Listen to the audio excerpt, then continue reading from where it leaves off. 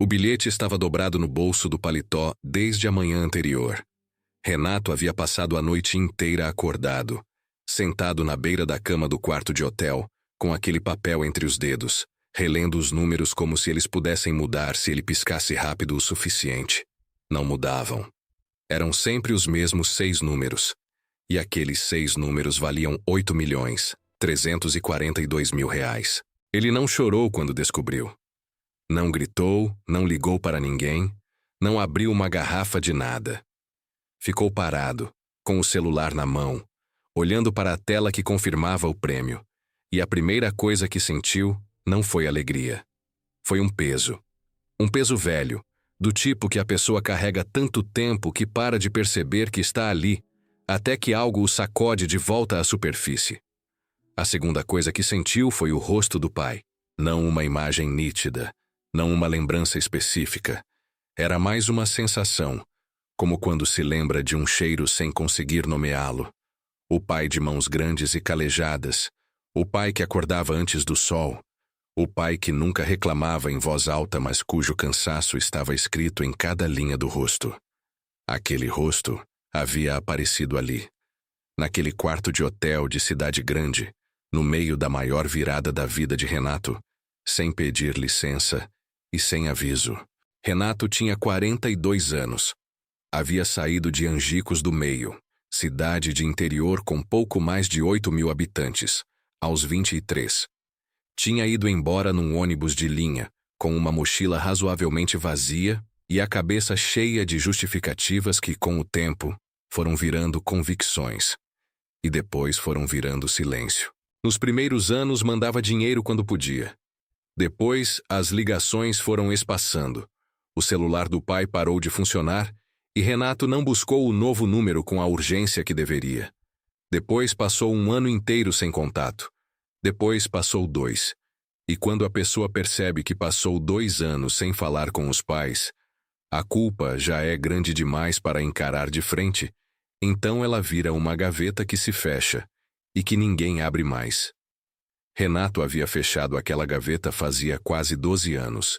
A vida que construiu na cidade grande era honesta e funcional. Trabalhou muito, aprendeu o ofício com seriedade, virou mestre de obras antes dos 35, abriu uma empresa pequena de reformas residenciais. Casou com Patrícia, professora de escola pública, mulher de voz calma e opinião firme. Teve 2 filhos, Cauã e Beatriz, que tinham respectivamente 17 e 14 anos, e que conheciam os avós paternos apenas por 2 fotografias desbotadas que Renato guardava num envelope dentro da gaveta do escritório. O bilhete havia sido comprado por impulso, numa lotérica perto do canteiro de obras, numa terça-feira sem nada de especial. Renato jogava na Mega Sena de vez em quando, sem método e sem fé. Marcou os números de cabeça, pagou, dobrou o bilhete no bolso e foi embora sem guardar nem o recibo. E então ganhou 8.342.000 reais. Valor exato dividido em cota única, porque naquele sorteio ninguém mais havia acertado os 6 números. Apenas Renato, que estava sentado na beira de uma cama de hotel às 2 da manhã, com aquele papel na mão e o rosto do pai pulsando atrás dos olhos como uma dívida que não some só porque a pessoa finge que não existe. Ficou assim até o amanhecer. Quando a luz começou a entrar pela fresta da cortina, Renato se levantou, foi até o banheiro, lavou o rosto com água fria, se olhou no espelho por um tempo mais longo do que costumava e tomou uma decisão que não precisou ser pensada porque já estava pronta fazia muito tempo, esperando apenas que algo grande o suficiente a desbloqueasse. Ia voltar para Angicos do Meio. Ligou para Patrícia às 6:30 da manhã e contou tudo. Patrícia ficou em silêncio por alguns segundos e disse que ele deveria ter ido antes. Disse com a voz de quem não está acusando, mas de quem está dizendo a verdade sem rodeio porque o momento pede isso. Renato concordou sem palavras. Pegou o carro às 7 da manhã. A viagem levava pouco mais de 4 horas pela estrada federal, mais um trecho de estrada estadual que ele lembrava como esburacada e que, descobriu logo na chegada ao interior, continuava exatamente igual. Durante as 4 horas de viagem, Renato não ligou o rádio. Ficou no silêncio da estrada, com o pensamento indo e voltando entre o bilhete dobrado no paletó e as imagens fragmentadas que tinha dos pais. Seu Honório Alves da Cruz, 73 anos se ainda estava vivo, que havia sido dono de uma mercearia pequena na rua principal de Angicos do Meio, até que as dívidas consumiram o negócio. Dona Zefinha, nome de batismo Josefina, 70 anos, que costurava para fora e vendia quitutes na janela de casa nos dias de feira. Gente simples, do tipo que nunca pede, nunca reclama em voz alta e que vai levando enquanto o corpo aguenta. O que Renato não sabia é que o corpo de seu Honório havia parado de aguentar muita coisa fazia tempo, e que o silêncio deles não era serenidade. Era a forma que pessoas daquela geração tinham de não incomodar quem havia partido. Angicos do Meio apareceu no horizonte como sempre aparece, cidade de interior vista de estrada. Primeiro uma caixa d'água, depois uma torre de celular, depois os primeiros telhados cor de barro contra aquele azul largo que não existe em cidade grande. A rua principal havia mudado pouco. Algumas fachadas novas, uma farmácia de rede que antes não existia. Mas a estrutura era a mesma. O calçamento irregular era o mesmo. Renato não foi direto para a casa dos pais. Parou num posto de gasolina, abasteceu o carro sem precisar e ficou parado por alguns minutos olhando para a rua como um homem que precisa de mais um instante antes de atravessar uma porta que sabe que vai mudar alguma coisa do outro lado. A casa da sua infância ficava numa rua de terra a 7 quarteirões da praça. Renato sabia o caminho de cor, sabia cada curva, sabia onde a calçada afundava perto da mangueira velha do vizinho. Quando virou a esquina e viu a casa, parou o carro no meio da rua. A casa era de adobe, como havia sido sempre. Mas o reboco havia caído em tantos lugares que as paredes pareciam um mapa de um país inexistente. O telhado havia cedido num canto. O portão de madeira verde estava ali ainda, mas a tinta havia descascado tão completamente que só quem soubesse que já foi verde conseguiria imaginar. No terreiro da frente, o chão de terra batida estava limpo, varrido. Isso Renato notou porque era detalhe que dizia algo. Havia dignidade naquilo, e havia também uma tristeza específica no tipo de dignidade que se mantém quando todo o resto já foi embora. Foi então que viu, do lado de fora da casa, na sombra magra que a parede fazia naquele horário, 2 vultos estavam agachados no chão. Levou alguns segundos para o cérebro de Renato processar o que os olhos estavam mandando. Eram 2 idosos, sentados no chão de terra, com tigelas nas mãos, comendo. Ao lado deles, amarrada numa cerca improvisada, uma vaca magra ruminava com aquela paciência que não entende de hora nem de pressa. E entre a vaca e os 2 idosos havia uma lata. Uma lata grande, enferrujada, reconvertida em recipiente de despensa. Renato não precisou se aproximar para saber o que havia dentro. Reconheceu o formato dos grânulos escuros pelo ângulo de onde estava. Era a mesma ração granulada que os fazendeiros da região usavam para suplementar o gado nos meses de seca. Seu Honório e Dona Zefinha estavam comendo ração de vaca. Renato ficou parado no carro por quanto tempo não soube dizer. O cérebro estava fazendo aquela coisa que faz quando recebe uma informação para a qual não tem gaveta pronta. Travou. Depois a trava cedeu. E o que veio depois da trava não era raiva, nem culpa, nem choro.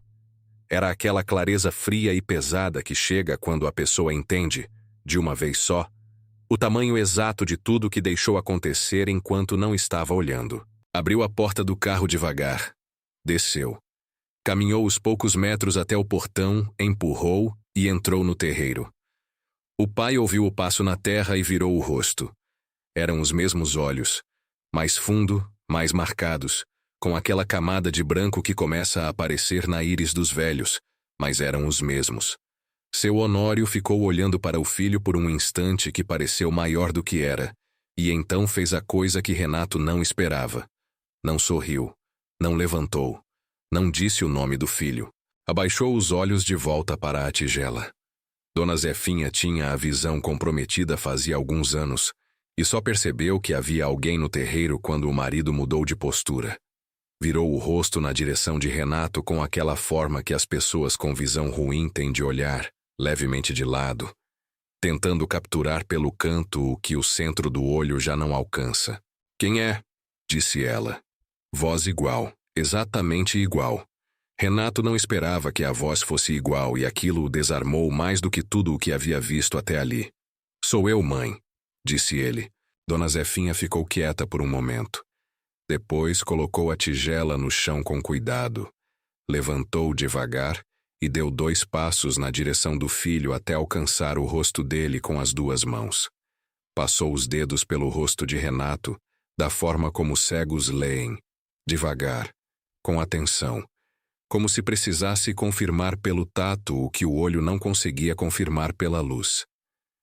"Renato", disse ela. Não era uma pergunta. Ela não chorou. Abaixou as mãos, voltou para onde estava, sentou de novo no chão e pegou a tigela de volta. Seu Honório não havia se movido. Renato ficou parado no terreiro sem saber o que fazer com as mãos. Havia ensaiado esta cena dezenas de vezes durante as 4 horas de estrada, e em todas as versões que havia imaginado, os pais faziam alguma coisa diferente. Em todas as versões, havia algum movimento em direção a ele, alguma reação que preenchesse o espaço. Mas seu Honório estava olhando para a tigela e Dona Zefinha havia voltado a comer. E o silêncio no terreiro tinha o peso de um silêncio que não é constrangimento. Era outra coisa. Era a forma de 2 pessoas que aprenderam a não esperar, deixando claro, sem precisar dizer que não estavam esperando. "Posso entrar?" disse Renato apontando com a cabeça para a porta da casa. "A porta não tem tranca", disse seu Honório sem levantar os olhos. Era a primeira coisa que o pai havia dito. Renato foi até a porta. O interior da casa era escuro. Os olhos levaram alguns segundos para se ajustar. Uma mesa de madeira com 2 cadeiras, um fogão a gás com o esmalte lascado, um armário de parede com alguns pratos e 2 copos. No canto, uma cama de solteiro com colcha dobrada com capricho. No quarto, atrás de um vão sem porta havia uma cama de casal com o colchão afundado no meio. Sobre a mesa, uma garrafa de água e um pão de forma. Na bancada da pia, próximo ao fogão, havia a lata enferrujada. De perto, a confirmação era inequívoca. Era suplemento mineral granulado para bovinos, da marca mais barata que existia na região, vendida a granel nas casas agropecuárias do interior. Voltou para o terreiro. O pai havia terminado de comer e estava lavando a tigela num balde d'água, devagar, com os movimentos de quem economiza esforço, porque sabe que o esforço não se renova tão facilmente quanto antes. Renato puxou o banco de madeira e sentou a uma distância razoável, a distância de quem não quer invadir, mas também não quer sinalizar que está de passagem. "Quanto tempo você ficou?" disse o pai. "Como assim? Quantos anos que você não vinha?" 19 anos, disse Renato. Seu Honório assentiu levemente, como se confirmasse um número que já sabia. Terminou de lavar a tigela, sacudiu a água e a colocou de cabeça para baixo sobre o balde. "E veio por quê?" disse ele. Era uma pergunta simples. Uma pergunta de 4 palavras, mas tinha uma profundidade que Renato não estava preparado para medir. Veio por quê? Porque ganhou uma fortuna, e a culpa ficou grande demais para ignorar.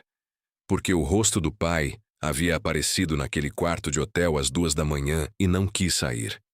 "Vim ver como vocês estavam", disse Renato. Seu Honório virou o rosto para o filho pela primeira vez desde que ele havia entrado no terreiro.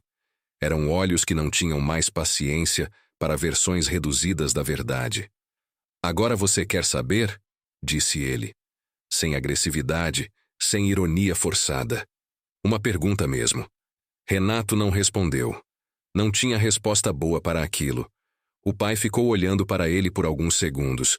Depois virou o rosto para a rua de terra. "Sua mãe ficou doente 2 anos depois que você foi embora", disse seu Honório com a voz de quem está relatando, não acusando. Vista foi falhando aos poucos. A gente não tinha dinheiro para a cirurgia. Eu fui trabalhar onde dava. Bico aqui, bico ali. O joelho não presta faz tempo. A coluna pior. Pausa. A lata que você viu na cozinha, a gente usa faz 4 meses. Não é todo dia. Mas quando o dinheiro não alcança para o mês inteiro, a gente usa. Renato sentiu aquela clareza fria se aprofundar. Eu posso ajudar, disse ele. O pai não respondeu imediatamente. Olhou para a vaca magra que ruminava no cercado. Depois disse: Você está trabalhando bem? Estou, pai. Tem família? Tenho. Esposa, 2 filhos. Seu Honório assentiu. Essa vaca aqui se chama Firmeza, disse ele olhando para o animal. Por que Firmeza? Porque ficou, disse o pai, simplesmente. Quando a gente vendeu o resto, ela ficou. Não tinha comprador porque estava velha demais para a produção e magra demais para a corte. Então ficou. O leite dela que a sua mãe usa no café. Pouco, mas é. Renato ficou olhando para a vaca e sentiu uma mistura de tristeza e de algo que era quase admiração. Pai, disse ele, eu vim para levar vocês comigo, para a cidade, para eu cuidar de vocês, para operar a vista da mãe, para tratar o joelho, para vocês não precisarem de... para você se sentir melhor, disse o pai. A frase não tinha crueldade, tinha precisão. Renato abriu a boca e fechou de novo. Seu Honório continuou. Você foi embora, filho. Tinha suas razões, eu sei que tinha. A vida aqui estava difícil, o negócio havia acabado, a mãe estava doente, e você era jovem. Fez uma pausa. Mas você foi embora. E 19 anos é tempo demais. E agora você apareceu de carro bom, de paletó e quer levar a gente. Olhou para a estrada. Eu preciso saber o verdadeiro porquê. Renato ficou parado por um longo momento. O vento movia a cortina da janela para dentro e para fora. A vaca chamada Firmeza ruminava com paciência. Ganhei na Mega Sena, disse Renato. O silêncio que se seguiu foi de uma qualidade diferente dos silêncios anteriores. Seu Honório não disse nada por um tempo. Então soltou um som curto que era difícil de classificar. Quanto? Disse ele. 8.342.000 reais. O pai fechou os olhos por um instante. Quando abriu, havia algo diferente no rosto. Não era a expressão de quem acabou de ouvir uma boa notícia. Era a expressão de quem acabou de receber uma confirmação de algo que preferia não ser confirmado. Então você não veio por nós, disse seu Honório. Você veio pela culpa. Pai, não estou te acusando, filho. Estou te dizendo o que eu vejo. Se você não tivesse ganhado esse dinheiro, você estava lá na cidade hoje, amanhã, depois de amanhã. A gente ia continuar aqui. Olhou para a lata perto da porta. Com o que temos. Renato não tinha argumento contra aquilo porque era verdade. Não toda a verdade, mas a parte que o pai estava dizendo era verdade. E negar seria outra forma de desrespeito. Tem as duas coisas, pai, disse ele com uma honestidade que custou. O dinheiro abriu a porta, mas o que está do lado de cada porta já estava lá antes, sempre esteve. Seu Honório ficou em silêncio. Olhou para o filho por um momento longo. Depois olhou para a esposa, que estava com o rosto virado na direção deles com aquela atenção de quem escuta com o corpo inteiro quando os olhos não alcançam. Zefinha, disse ele com uma suavidade que Renato não ouvia no pai há tanto tempo que havia quase esquecido que ela existia. O menino quer nos levar para a cidade. Dona Zefinha não respondeu imediatamente. Depois disse: Eu sei. O que você acha? Eu acho que se ele veio, veio. E se veio com dinheiro ou sem dinheiro, está aqui. Pausa. E essa casa já está cansada de sustentar a gente, Honório. Você sabe isso. O pai ficou em silêncio. Depois se levantou com a dificuldade visível de joelhos, que não cumprem mais a função com facilidade, e foi até a porta da casa sem dizer mais nada. Renato ficou parado no terreiro com a mãe, que tinha o rosto levemente virado para o lado como quem ainda está ouvindo algo que ninguém mais está dizendo. Ele não vai aceitar fácil. disse Dona Zefinha em voz baixa. Eu sei, disse Renato. Não é teimosia, disse ela. É que ele carregou isso tudo sozinho por muito tempo. Quando a pessoa carrega sozinha por tempo demais, aceitar ajuda parece uma derrota, mesmo que não seja. Renato ficou olhando para a mãe, para as mãos dela no colo, os dedos que conhecia de infância, agora mais finos, com as veias mais aparentes. Para os olhos que olhavam sem ver direito, mas que estavam ali, presentes, mais presentes do que muita coisa que Renato havia encontrado em 19 anos de cidade grande. Como você está, mãe? Disse ele. Era a pergunta que havia guardado fechada na gaveta por 12 anos e que agora saía com a urgência de coisa represada. Dona Zefinha sorriu. Era um sorriso pequeno, do tipo que não precisa de motivo grande para aparecer. O tipo de sorriso que só existe em pessoas que aprenderam a encontrar suficiente no que há. Estou aqui, filho, disse ela, que nem sempre é pouco. Renato ficou em silêncio ao lado dela por um tempo que não quis medir. O terreiro estava quieto à sua volta, com aquele silêncio de interior que não é vazio, é denso, feito de grilos e vento passando entre galhos e o som surdo da terra que respira de um jeito que a cidade grande esqueceu. A vaca chamada Firmeza estava parada no cercado, imóvel como quem está presente em algo sem saber o que é.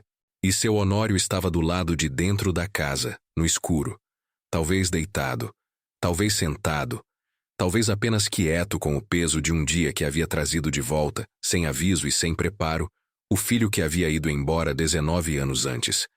Renato pensou no pai naquele escuro e entendeu que aquela noite ia ser longa para os dois. Mas que noite longa às vezes é o único caminho para o dia que vem depois. Renato dormiu naquela noite na cama de solteiro que havia sido a dele na infância, com o colchão que cheirava a tempo e que afundava de um jeito específico que o corpo lembrou antes da cabeça. Não havia espaço para outra cama, e ele não quis ir para o hotel da cidade. Quis ficar ali, naquela casa que estava caindo aos pedaços, porque partir agora seria sinalizar que ainda era do tipo que vai embora quando fica desconfortável. E já havia sido esse tipo por tempo demais. Dona Zefinha havia aquecido um caldo de legumes no fogão e colocado na mesa com um gesto de hospitalidade tão natural e tão desprovido de drama que fez doer de um jeito diferente. Havia uma dignidade naquele caldo que não cabia ser comentada, apenas recebida. Na manhã seguinte, Renato acordou com o som do pai no terreiro. Era cedo. O sol mal havia clareado, e seu Honório já estava lá fora com uma vassoura de galhos amarrando a rotina que definia o dia antes que o dia começasse. Renato ficou alguns minutos deitado, ouvindo o som da vassoura na terra antes de se levantar. Quando saiu, o pai já havia colocado um copo de leite em cima de uma pedra chata perto da porta. Leite da vaca Firmeza, pouco mais de 200 mililitros num copo de vidro grosso. Havia outro copo igual em cima da mesa da cozinha para a mãe. Renato pegou o dele, bebeu em pé, olhando para o terreiro onde o pai varria com aquela meticulosidade de quem transforma o trabalho em ritual. Depois foi ao Banco da Cidade, que era uma agência pequena com 2 caixas e um gerente jovem que, claramente, não estava habituado a lidar com valores da grandeza que Renato precisava movimentar. Foi ao mercado em seguida e encheu o carrinho com arroz, feijão, fubá, açúcar, café, óleo, farinha, carne, frutas, legumes e uma série de outros itens que representavam aquela abundância simples que parece banal de fora, mas que é uma distância enorme quando se está do lado de dentro da carência. Quando voltou e começou a descarregar as sacolas na cozinha, Dona Zefinha ficou parada na porta, o rosto levemente inclinado, farejando os cheiros que vinham das embalagens com uma expressão que Renato levou alguns segundos para nomear. Era memória. Eram cheiros que a casa havia tido antes e que haviam sumido aos poucos, junto com a capacidade de comprá-los. Seu Honório ficou no terreiro durante a descarga. Não ajudou, não atrapalhou. Ficou com os braços cruzados, olhando para a rua como quem finge não estar prestando atenção no que acontece atrás de si. Foi no final da tarde daquele mesmo dia que a vizinha apareceu. Dona Perpetinha era o nome dela. uma mulher de uns 60 e poucos anos, miúda, de cabelo branco cortado curto e um avental florido que parecia ter sido lavado tantas vezes que as flores haviam perdido a cor original, mas mantido a forma. Chegou pela abertura entre as estacas da cerca que separava os dois terreiros com a naturalidade de quem percorreu aquele caminho tantas vezes que parou de pedir licença. Eu soube que você estava aqui, disse ela, olhando para Renato com os olhos miúdos e avaliadores de quem viu muita coisa e desenvolveu uma opinião sobre a maioria. Boa tarde, disse Renato.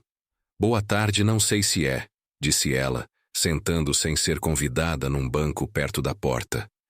Mas aconteceu. Olhou para a casa. Você viu como eles estão? Vi. E o que você vai fazer? Quero levar eles para a cidade, cuidar deles. Dona Perpetinha ficou em silêncio por um momento. Eu cuido deles faz 8 anos, disse ela sem acusação no tom, apenas informação. Quando seu Honório não consegue mais fazer um bico, eu trago o que tenho. Quando Dona Zefinha precisa ir ao posto de saúde, sou eu que levo. Pausa.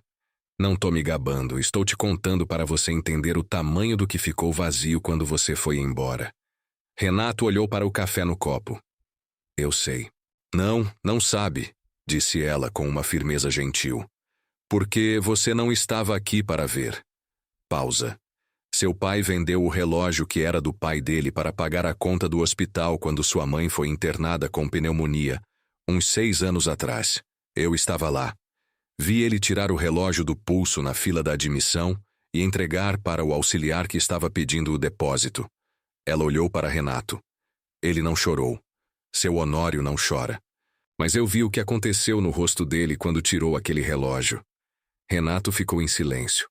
Depois disso, continuou Dona Perpetinha, ele parou de falar do passado. Antes ele falava. Falava da mercearia, às vezes falava de você. Ela pausou. Depois do relógio, parou, ficou mais quieto do que já era. Por que você está me contando isso? Porque ele não vai contar, disse ela simplesmente. E por que você precisa saber o que está pedindo quando pede que eles venham com você? Não é só uma mudança de cidade. É pedir que um homem que sobreviveu aqui por 19 anos, com o que tinha, aceite que não precisava ter sobrevivido sozinho. Ela se levantou. Isso é mais difícil de engolir do que ração de vaca, moço. Foi embora pela mesma abertura na cerca, de avental florido e passos miúdos, deixando Renato sozinho na soleira com o café que havia esfriado e uma compreensão que não havia tido antes de ouvi-la falar. Naquela noite, depois do jantar, os 3 ficaram sentados à mesa. Era a primeira vez que aquela mesa tinha 3 pessoas ao redor desde que Renato havia ido embora. E o espaço extra era mais eloquente do que qualquer coisa que pudesse ser dita. Pai, disse Renato depois de um silêncio que havia sido mais confortável do que esperava. Me conta uma coisa que eu não sei. Seu Honório olhou para o filho sem entender a pergunta. Qualquer coisa, disse Renato. Sobre aqui, sobre você. Sobre o que aconteceu enquanto eu não estava. O pai ficou em silêncio por um momento. Depois, devagar, como quem abre uma porta que ficou fechada por tempo demais e que resiste um pouco nas dobradiças, começou a falar. Contou da mercearia, que havia tentado reabrir 2 vezes depois da falência. A primeira com um empréstimo do banco que não conseguiu pagar. A segunda numa parceria com um cunhado que se desfez mal. Contou da horta que havia plantado no quintal dos fundos, que produzia bem nos anos de chuva e mal nos anos de seca. Contou de Firmeza, que havia sido a última de um rebanho de 4 vacas, que havia vendido uma por uma ao longo dos anos conforme o dinheiro foi faltando. E contou por fim de uma coisa que Renato não sabia. 3 anos depois de Renato ir embora, havia chegado à cidade um representante de uma empresa de energia, que percorreu as propriedades da região, oferecendo contratos de arrendamento de terra para instalação de painéis solares. A propriedade dos fundos, que seu Honório havia herdado do próprio pai junto com a casa, tinha uma área de campo aberto que era exatamente o tipo de terreno que o representante precisava. Eu assinei, disse seu Honório. Renato olhou para ele. Assinei o contrato, repetiu o pai. 20 anos de arrendamento, pagamento anual. Era um valor bom. Não grande, mas o suficiente para a gente viver sem passar aperto. E o que aconteceu? A empresa faliu 2 anos depois. Nunca instalaram nada. E o contrato tinha uma cláusula que eu não li com atenção, que dizia que se a empresa encerrasse as atividades antes do primeiro pagamento, o arrendamento era cancelado sem indenização. Pausa longa. O advogado que eu procurei disse que eu podia entrar na justiça, mas que ia demorar anos e custar mais do que valia tentar. Outra pausa. Então a terra está lá, e a gente está aqui. Renato ficou em silêncio. Por que você não me contou? Disse ele. Seu Honório olhou para a mesa. Você não ligava mais. Aquelas 4 palavras foram mais pesadas do que as 8 milhões de razões que Renato havia construído ao longo de 12 anos para justificar o silêncio. Não havia argumento contra elas porque eram simples e verdadeiras. Eu errei, pai, disse Renato. Seu Honório não respondeu imediatamente. Ficou olhando para a mesa por um longo momento. Depois disse com a voz mais baixa do que em qualquer outra hora daquele dia. Todo mundo erra, filho. Pausa. O problema não é errar. O problema é quanto tempo a pessoa leva para olhar para o erro. Dona Zefinha, que havia ficado em silêncio durante toda a conversa, alcançou a mão para a mesa sem olhar para nenhum dos dois. Apenas estendeu os dedos na direção de onde sabia que havia uma mão de cada um, e colocou as suas por cima das deles. Era o gesto de uma mulher que havia segurado muita coisa sozinha, e que naquele momento estava segurando alguma coisa junto. Renato olhou para as mãos das 3 pessoas em cima daquela mesa velha e compreendeu, com uma clareza que não precisava de mais palavras, que a distância de 19 anos não havia sido apagada naquele dia, que não ia ser apagada com dinheiro de mega-sena, nem com viagem para a cidade, nem com cirurgia de catarata, nem com as sacolas do supermercado enchendo a despensa. Que distância desse tamanho não some, ela converte. Converte em terreno que precisa ser trabalhado, em raiz que precisa ser replantada, em parede que precisa ser reconstruída tijolo por tijolo, com o tipo de paciência que seu Honório tinha com a vassoura no terreiro toda manhã. Mas ali, naquela noite, naquela mesa, aquelas 3 mãos juntas eram um começo. E começo, Renato havia aprendido com o pai sem saber que estava aprendendo. É o único lugar de onde qualquer coisa verdadeira pode partir. Renato ficou em Angicos do Meio por uma semana inteira, antes de qualquer decisão prática ser tomada. Havia chegado com a ideia de que em 2, talvez 3 dias, os pais estariam convencidos, as malas estariam feitas, e ele voltaria para a cidade grande com eles no banco de trás. Era o tipo de plano que só faz sentido para quem não entende que certas contas não fecham na pressa de quem está com o talão de cheques na mão e acha que tudo que falta é assinar o valor certo. No segundo dia, seu Honório havia acordado com a dor no joelho mais forte do que o habitual, e Renato havia ficado no terreiro enquanto o pai tentava se levantar do banco onde havia sentado para tomar o leite. Havia visto a dificuldade concreta, não a dificuldade abstrata que havia imaginado, mas a dificuldade específica e silenciosa de um corpo que não obedece mais da forma que a cabeça pede.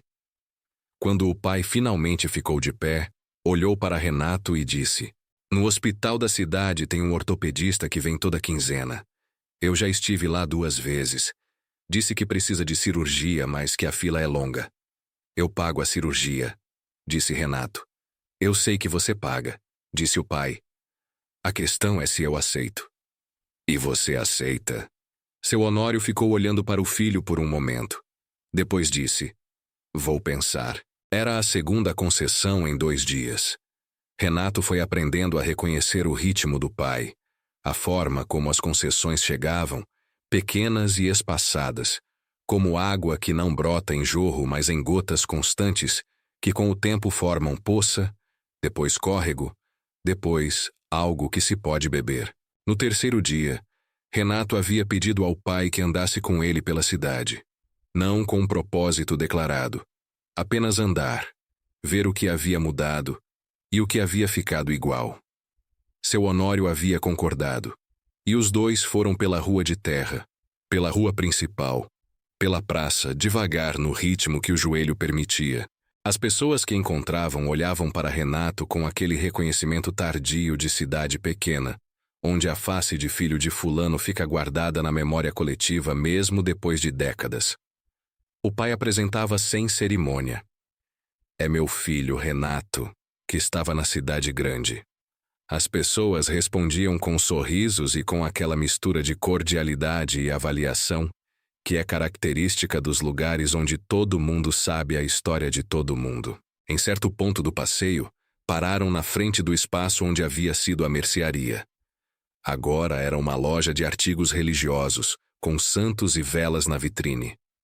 A fachada havia sido reformada, mas a estrutura era a mesma, as proporções eram as mesmas, e Renato reconheceu a disposição das janelas como se o antigo negócio ainda estivesse lá embaixo da tinta nova. Seu Honório ficou parado na calçada olhando para a vitrine sem dizer nada. Renato ficou ao lado em silêncio. Tinha um balcão de madeira de lei aqui, disse o pai por fim. Seu avô mandou fazer. Levou um mês para ficar pronto. Quando fechei, o balcão ficou. O dono novo disse que não queria. Eu disse que ia buscar depois. Pausa mais longa. Nunca busquei. Por que não? Disse Renato. Porque buscar o balcão era admitir que a mercearia havia terminado. Disse o pai, simplesmente. E eu ficava pensando que ia reabrir. Ficaram ali por mais alguns minutos. Depois, seu Honório virou e continuou andando. E Renato foi junto. E nenhum dos dois precisou comentar mais nada. No quinto dia, chegou Patrícia. Havia decidido vir sem avisar, o que era algo que ela fazia às vezes quando sentia que a situação precisava de presença e não de planejamento. Apareceu na porta com uma mala de fim de semana e um pote de doce de leite comprado na estrada, porque ela tinha a teoria de que doce de leite é uma linguagem universal, que atravessa constrangimentos sociais com eficiência. Dona Zefinha havia ficado parada na porta da cozinha com a expressão de quem está processando uma informação nova. Patrícia havia se apresentado com aquela clareza direta que era a marca registrada dela, sem rodeio e sem performance. Sou Patrícia, mulher do Renato, vim ver como vocês estão. E havia colocado o pote de doce de leite na mão de Dona Zefinha com um gesto tão natural que não havia espaço para recusa. Dona Zefinha havia ficado com o pote nas mãos por um momento, passando os dedos pela tampa. Então disse: Entra, filha, que o café está quente. Aquele filha havia custado alguma coisa, Renato percebeu. Não era a palavra que a mãe usava com facilidade para desconhecidos. Era uma abertura pequena do tipo que a pessoa não anuncia quando faz, mas que quem está prestando atenção reconhece. Patrícia havia ficado sentada com Dona Zefinha na cozinha, enquanto os homens estavam no terreiro, e o que havia sido conversado ali, Renato nunca soube com exatidão, porque havia uma parte daquela conversa que pertencia às duas mulheres, e não precisava sair de lá. Mas quando Renato entrou para tomar café, havia algo diferente no ar, um relaxamento que não estava antes, como quando a pressão atmosférica muda antes da chuva e o corpo sente antes dos olhos verem. No sexto dia, seu Honório disse sim para a cirurgia do joelho. Não disse assim com essa palavra. Disse: Você me marcou com aquele ortopedista particular? E Renato disse que sim. E o pai havia ficado em silêncio por um momento e depois disse: Então está bem. E no mesmo dia, à tarde, quando Renato estava consertando o portão com ferramentas compradas na loja de materiais da rua principal, seu Honório saiu do terreiro, ficou parado olhando o filho trabalhar por alguns minutos e então disse: Essa dobradiça precisa de uma arruela. Tem na gaveta do armário do quarto. Renato havia parado o trabalho, olhado para o pai. Seu Honório havia desviado o olhar para o portão. Eu que fiz esse portão, sabia? Tinha uns 30 e poucos anos. A madeira era de lei do mato aqui perto antes de terminar. Durou bem. Durou, confirmou Renato. Conserta direito, disse o pai. Não adianta tapar com o que tem, se dá para fazer do jeito certo. Era instrução de trabalho. Era também outra coisa, do tipo que só existe em família, onde as palavras sobre portão às vezes são palavras sobre outras coisas inteiramente, e ambos sabem disso, e nenhum precisa dizer. No 7º dia, sentaram os 4 à mesa para o jantar que Patrícia havia cozinhado. Um frango assado com batatas e uma salada de tomate do quintal, que ficou boa porque seu Honório cultivava aqueles tomates com uma atenção visível em cada manhã. Em algum momento durante aquele jantar, a conversa havia chegado ao ponto que precisava chegar. Renato havia colocado na mesa a proposta completa. Não como ultimato, não como resgate, mas como opção. Havia uma casa disponível perto da dele na cidade grande, um sobrado simples num bairro tranquilo, que ele poderia comprar. Havia a cirurgia do joelho, a operação de catarata da mãe, a possibilidade de uma vida sem a preocupação de que a despensa acabasse antes do fim do mês. Havia a possibilidade de que Cauã e Beatriz conhecessem os avós paternos, enquanto ainda havia tempo para que o conhecimento se tornasse algo mais do que fotografia. E havia também, disse ele, olhando diretamente para o pai, a possibilidade de voltar a Angicos do Meio quando quisessem, de manter a casa. Era mudança, não abandono. Seu Honório havia ficado em silêncio durante toda a exposição. Quando Renato terminou, havia ficado em silêncio por mais um tempo. Depois, havia olhado para Dona Zefinha. E ela havia dito, com aquela voz que via mais do que a maioria das vozes: Honório, a gente já carregou pesado demais por muito tempo. Deixa o menino ajudar. Seu Honório havia ficado com o olhar na mesa por um momento longo. Então, havia levantado os olhos para Renato. A firmeza vai junto, disse ele.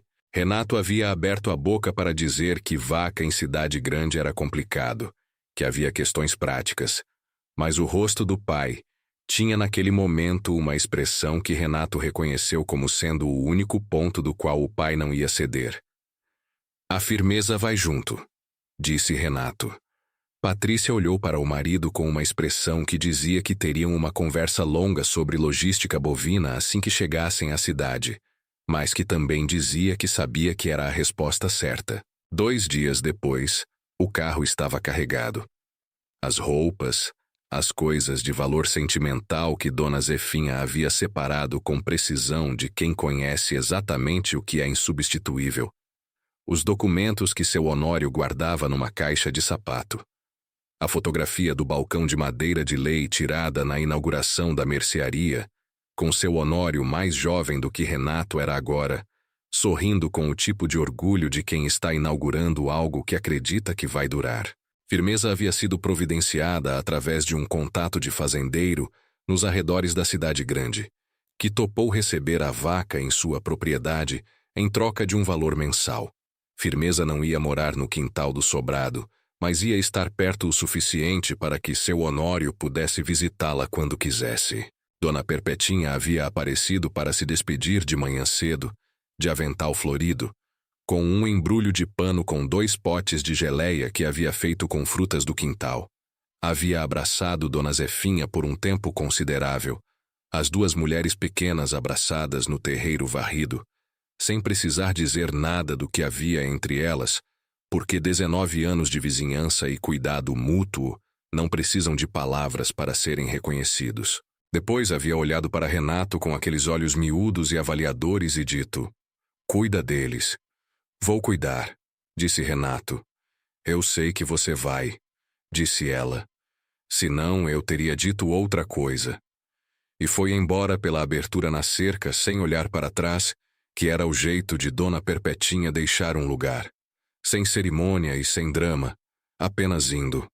Seu Honório foi o último a sair da casa. Renato havia ficado no carro com a mãe e havia visto pelo espelho retrovisor o pai parado na porta por um tempo que parecia mais longo do que era. Seu Honório estava olhando para dentro da casa, para a mesa, para o fogão, para o banco vazio do terreiro, para o portão consertado. Estava fazendo aquilo que as pessoas fazem quando saem de um lugar onde viveram tempo suficiente para que o lugar tenha entrado dentro delas.